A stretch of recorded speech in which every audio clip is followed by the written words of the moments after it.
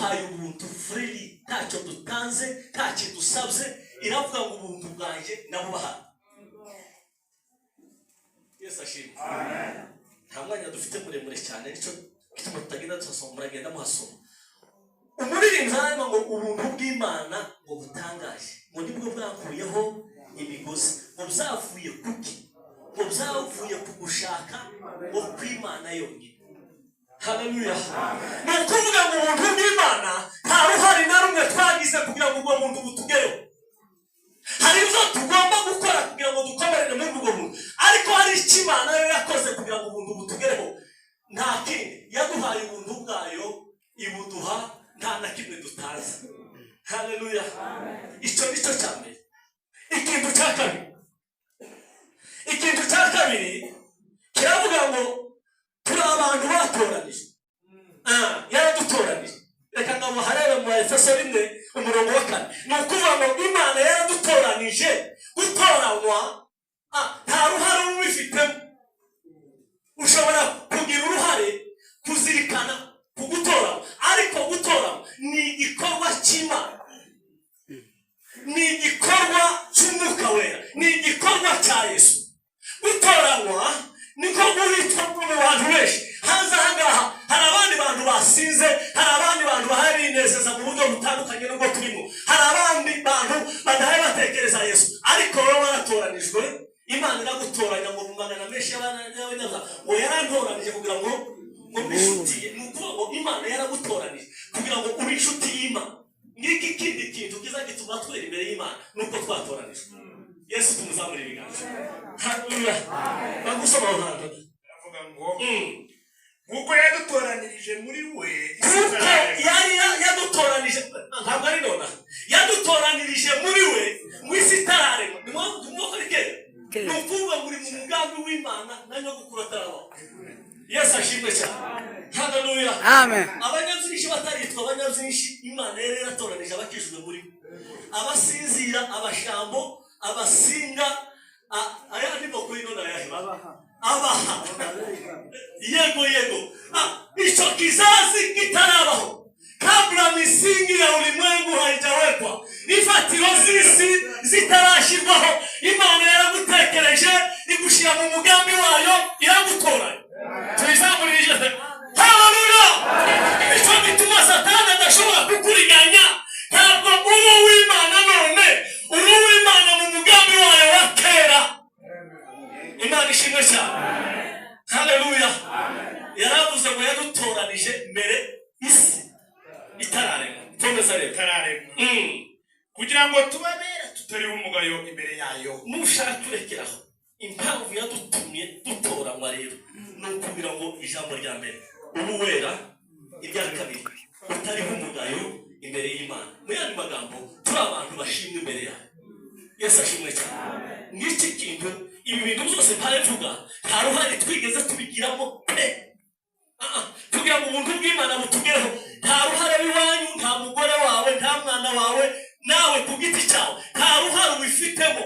Ni Imana yonyine yabikoze guha ubuntu ku buntu. Yesu ashimwe. Icya kabiri iragutoranya, nta kintu na kimwe ukoze, Imana yaragutoranije. Icya gatatu rero twakuzwe n'Imana. Yesu ashimwe. Amen. Uko Imana iragukunda iyo abantu tugenda twigira utuntu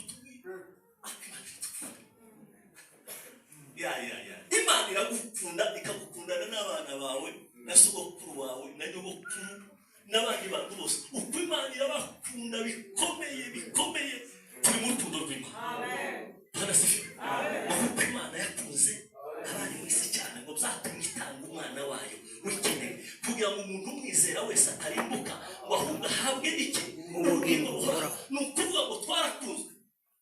Reka maze mbabazi yakunze abantu abari mu isi bose. Imana nziza. Soma mu Waroma 8 uhere kuri 38 ugeze kuri 39.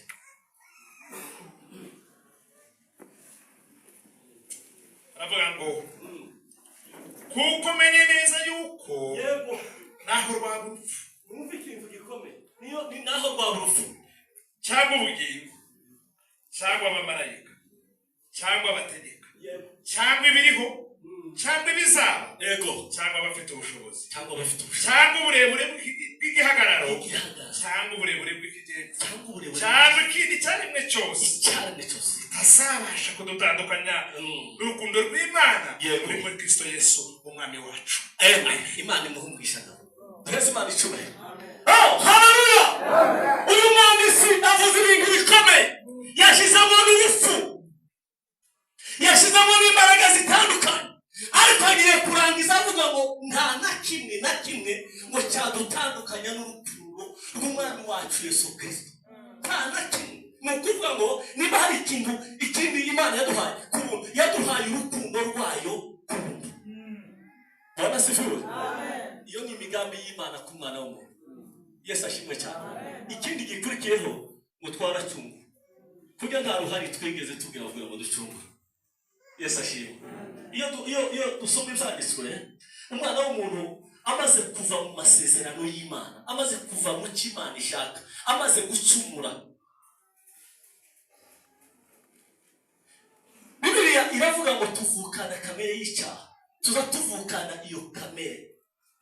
Ni ukuvuga ngo umuntu wese w'Umukristo, nuko hari abantu bakunda kujipaka bamatorera amwe namwe ntavuze ngo ariko ubundi ngo ni gute umuntu ngo avukane iyo kamere. Twebwe turabyizera kubera ijambo ry'Imana rirabivuga.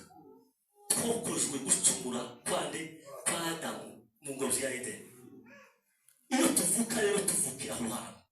Ikintu kiza kibidukiza no kwizera, tukamenya ikindi kintu cyakuyeho icyo cyaha, ubwo kutizera, ariko gupfa kwa Yesu, ariko gucungurwa Imana yakoze ku bwacu, nta ruhare tubikoze. Tubizamura ibiganza y'Imana. Oh, haleluya! Biraducungura bitabitewe n'imirimo myiza twakoze. Kubera ubushake bw'Imana ubwayo, kubera kugira neza kw'Imana, kubera gutoranya kw'Imana, kubera gukora kw'Imana, Imana yabikora nta ruhare dukoze, itanga umwana wayo w'ikinege, yemera gupfa, yemera kubabazwa, akandagira ururori mu rufu. Haleluya! Ntabwo ubugingo bw'iteka ryose. Aravuga ngo biriya bintu byose yavuze ngo nta kintu na kimwe ku muntu wizeye cyamutandukanya n'urukundo rw'Imana. Imana ishimwe cyane.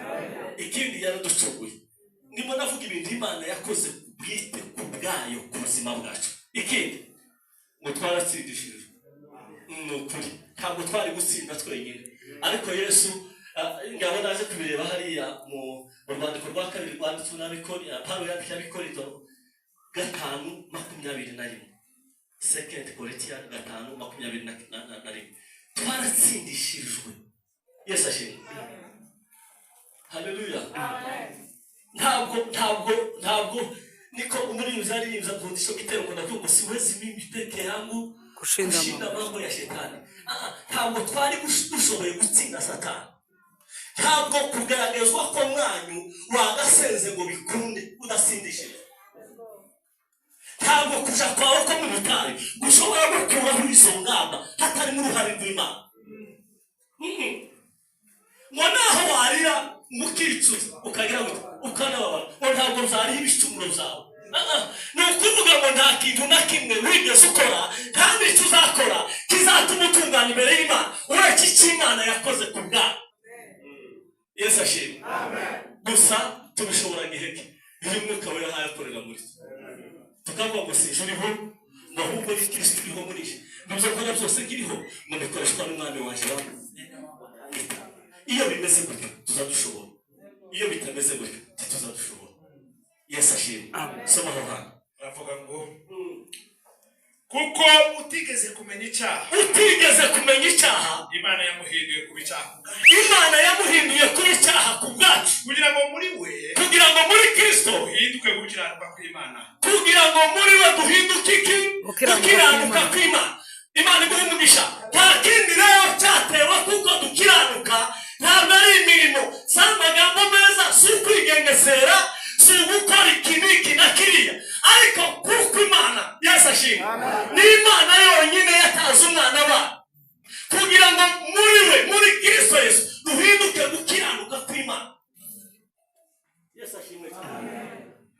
Nta na kimwe wakora, haleluya, kugira ngo ibintu byawe byere ngo bise neza. Oya. Yesu ashimwe. twarasindishije narababariwe narababariwe narababariwe narababariwe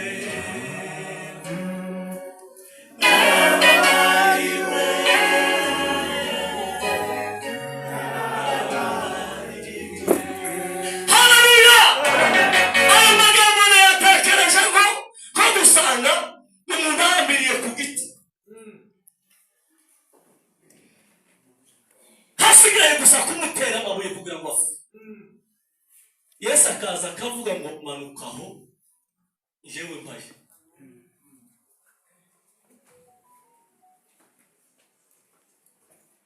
Kaba abantu baza bafuka mu maso ntabwo baba bafitiye kuriya byazarangiye iyo bamaze kumufunga amaso bakamuzamura ku giti. Twarabibonye mu Rwanda bisigeze kuba ku bantu bageze no kera naripari bari bafunze maso kubera ibya ndengakamere, ariko Yesu akabaza akavuga ngo uyu muntu ntabwo agomba gupfa urupfu ahubwo ngiye kuva. Yesu ashimwe. Amen. Kandi ibyananiranye byose kugira ngo akiranuke ngiye gukiranuka ko. Yesu ashimwe. Amen. Yesu yemeye kwitanga atubera gukiranuka. Icyo kitubere data muze mukizirikana. Hari umuririmbyi baririmbye ahantu ngo mujye mureka kumubamba bwa kabiri kongera kandi kumusubiza ku musaraba nukudaha agaciro icyo Yesu yakoze. Nukudatekereza impamvu Yesu icyo arega n'umuruho munini ngo kumubabaza iteka abantu banzihanye bongeye kumubamba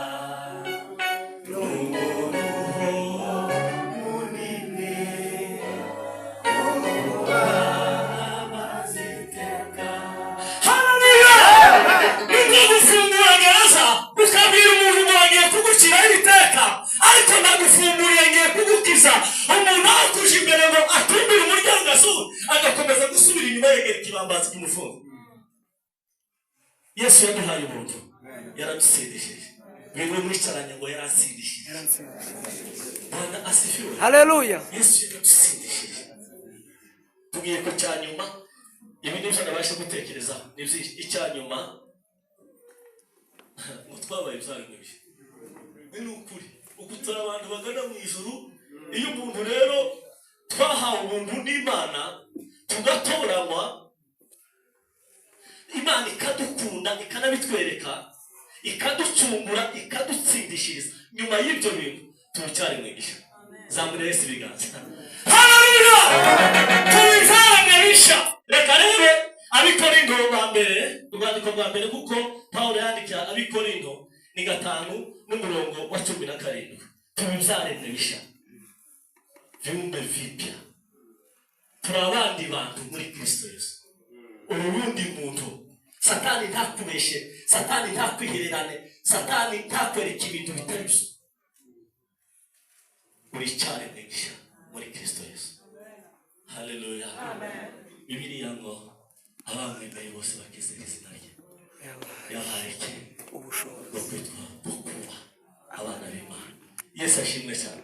Reka soma aho hantu tubango n'Abikorinto ba kabiri yaravuze abambere n'Abikorinto ba kabiri 5:17 hasoma twumva aravuga ngo umuntu wese iyo ari muri Kristo Yesu yego nibyo abari cyaremwe gisha ibya kera birabishize dore byose biba